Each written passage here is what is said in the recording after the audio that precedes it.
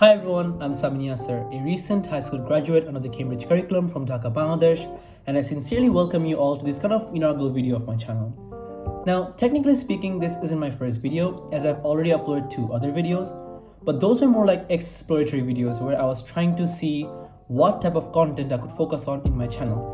However, now with a lot of deliberation and self-reflection, I've decided that on my channel, I'll be focusing on 3 main elements. 1. Education about international undergraduate admissions. 2. Suggestions about study efficiency and general productivity. And 3. The occasional vlogging. Now, delving deeper into each of these elements that I spoke about, I'll start with education about international undergraduate admissions. Now, just recently, I completed all my applications to universities for the admissions rounds 2020-2021. And I literally applied to every corner of the globe, including countries such as the US, the UK, Canada, Australia, New Zealand, and Singapore. And I'm quite fortunate to announce that I've been able to gain acceptances into most of the universities that I've applied to. And I've also made a huge sum of money in terms of merit scholarships and financial aid. Now, looking back to when I started applying in August 2020, I must concede that it wasn't the smoothest of rides for me. And this was because I underestimated the amount of effort that had to be invested into researching about the universities that you should apply to, and also because there was a huge lack of knowledge and resources.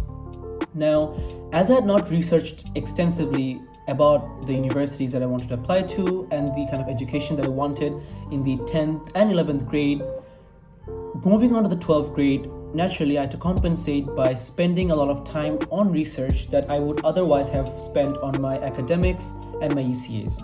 As a result, it did have a negative impact on my academics and ECA involvement. Now, looking back, I'm quite glad that I did pour in all those hours into research because it enabled me to kind of tactically apply to universities.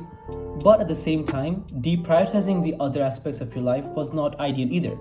So with all the research and ideas fresh in my mind, I've decided that I'll be using this channel to kind of share my experience and strategies that helped me while I was applying to university.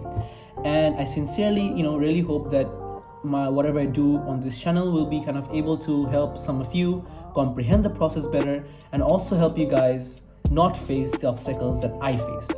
Alright, moving on to the second aspect, study efficiency and general productivity. Okay, so those who know me personally, both from inside of my school and outside of my school, would know that I am not the kind of person who would invest all of his time into academics, and neither am I the kind of person who would invest all of his time into ECAs either. Instead, for as long as I can remember, I've always strived for balance. I've always constantly divided my time amongst all my responsibilities in a way that enabled me to maximize my productivity. And like many, I've garnered a huge amount of inspiration about productivity from the likes of Ali Abdaal and Karma Medic, but I've also read up on the content and theories of other individuals, and I've tended to develop personal strategies that have enabled me to be my best by scheduling my activities in a way that enable me to be productive and efficient. In addition, contrary to the South Asian study method that includes the mundane cycle of procuring knowledge, synthesizing notes, sitting for exams, forgetting knowledge, and repeat, I've developed study methods and techniques that have enabled me to study efficiently and have enabled me to study smart and not hard. And trust me guys, regardless of how cliched this sounds, studying efficiently reaps great benefits, not only in the short-term test grades, but also in the long-term retention of knowledge. So I hope that with all the kind of techniques and abilities that I've developed in productivity and study efficiency, and by sharing this all to the public, to this channel, I hope to kind of make an impact in some of your lives and help you or guide you in crafting more productive lifestyles. Now, coming to the final point, the occasional vlogging.